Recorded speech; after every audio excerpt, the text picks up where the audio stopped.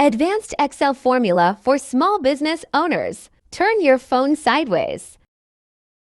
Let's create unique SKU codes for your products.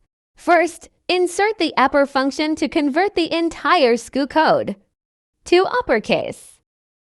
The first section of the formula takes the first letter and the first digit after the underscore from the designated column.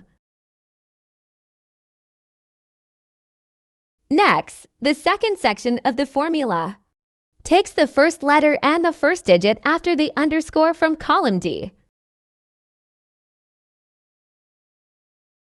The left function takes the first two letters from column E.